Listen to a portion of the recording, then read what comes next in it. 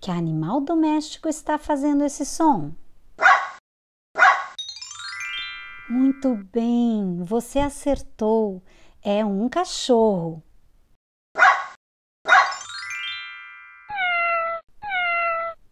E que animal doméstico estamos escutando agora?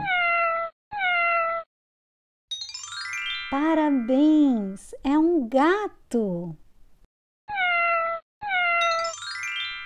O cachorro e o gato são animais domésticos de estimação e vivem com a gente em nossas casas.